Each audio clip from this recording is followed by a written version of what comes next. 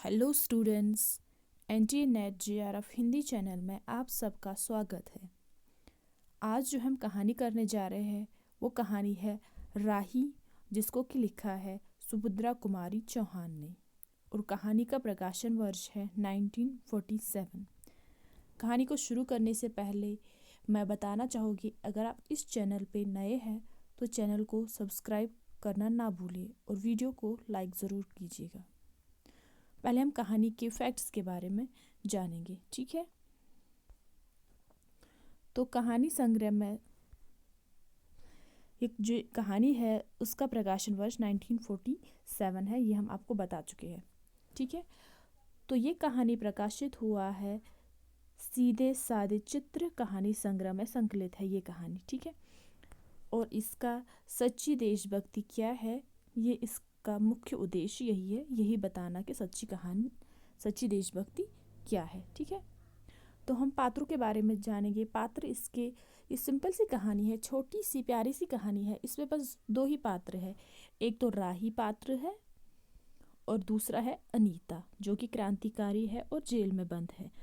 और राही जो है वो एक निम्न वर्ग की औरत है, एक ऐसे वर्ग की जिनका काम है कि मांग कर खाना, और मांग कर नहीं मिला तो चोरी करना, और इसी चोरी के सिलसिले में ये जो है जेल में बंद है क्योंकि उसने चोरी की होती है, ठीक है। तो अब हम कहानी के सार के बारे में जानेंगे। देखो, जैसे मैं पहले बता चुकी हूँ कि हम लोग जो है, मैं पूरी कहानी आपको पढ़ के नहीं सुनाऊंगी क्योंकि उसमें बहुत टाइम जाएगा और फ़ायदा इसमें ज़्यादा कुछ नहीं है। अगर आप फिर भी कहानी खुद से पढ़ना चाहेंगे तो आप मेरी चैनल, जो कि टेलीग्राम का मेरी चैनल है, उस पर आप जाके वहाँ ज्वाइन कर सकते हो और वहाँ आपको सारी कहानियाँ मिल जाएगी, आप वहाँ से पढ़ लेंगे, ठीक है। वो डिस्क्रिप्शन में उसका लिंक दिया हुआ है, ठीक है। तो मैं यहाँ पे कहानी का सार आपको बताऊंगी ताकि आपको कम से कम टाइम में सारी कहानी पता चल जाए। मैंने कोशिश की है कि पूरी कहानी आपको ऐसे ही बता दूँ, ठीक है। तो कहानी में क्या होता है कि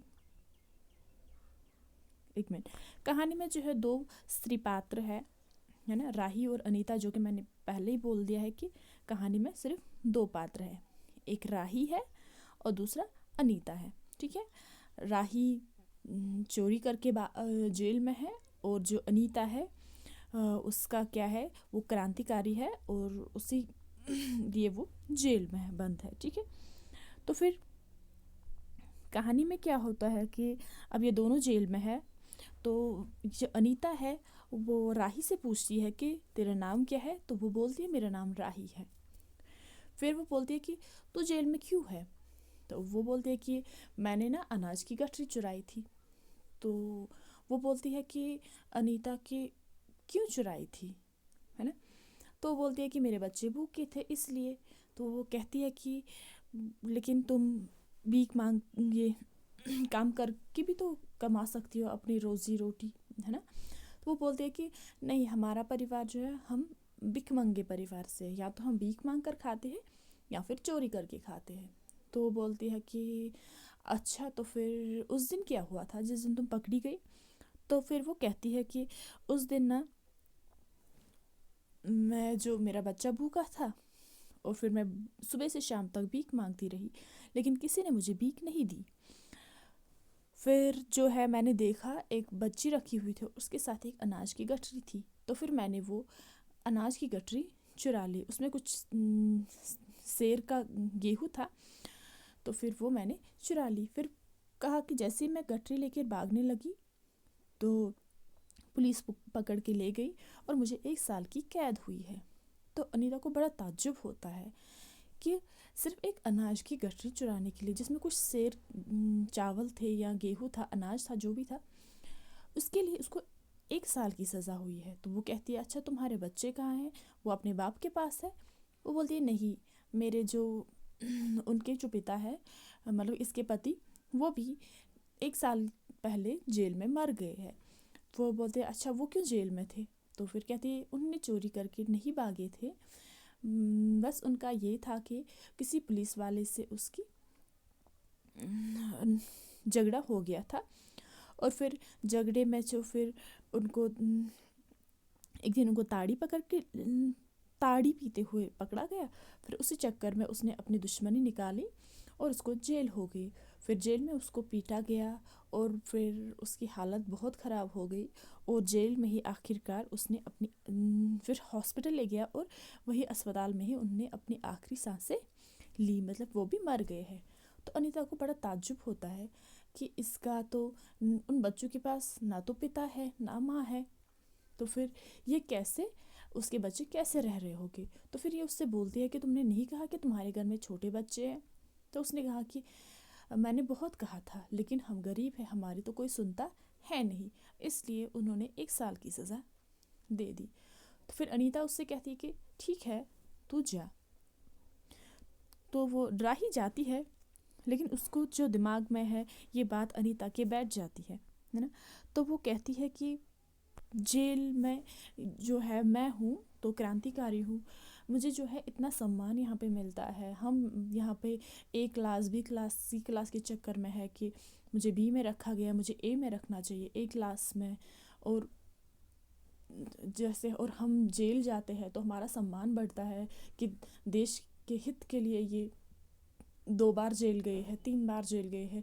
और वो भी जो है हम जेल जाते हैं लेकिन अपने के लिए, खुद को आगे बढ़ाने के लिए हम जाते हैं, ताकि हमारा नाम हो कि उन्होंने देश के लिए ये किया है, इतना बड़ा त्याग किया है। असल में तो ये गरीब है जो इतना बड़ा त्याग कर रहे हैं, चुपचाप से सब सह रहे हैं, इतना बड़ा त्याग करके ये लोग सह रहे हैं। तो फिर उसको यहाँ पे जो है एक बहुत अच्छी लाइन है, 1 मिनट में शायद वो इसको इंक्लूड करना भूल गई हूँ, हाँ। तो फिर उस पे वो राजनेताओं पे व्यंग्य करती है अनीता, मतलब अपनी सोच सोच में वो उन पे व्यंग्य करती है कि ये लोग कैसे हैं, हमारे इस देश की राजनीति कैसी है। जैसे वो बोलती है कि कल तक किसी को कांग्रेस को कोई पूछता नहीं था, आज जैसे ही कांग्रेस सत्ता में आ गई तो सारे कांग्रेसी हो गई है, वैसे हम लोग हैं, मतलब कि और बेचारे ये गरीब है। लेकिन जबकि अच्छी देशभक्ति तो ये थी कि हम उनकी सेवा करते, इन गरीबों को इस गरीबी से निकालते, अच्छे अच्छे खाने उनको देते, अच्छे स्कूल में उनकी ज़िंदगी आसान बनाते, ये होती है अच्छी देशभक्ति, तो ये थी।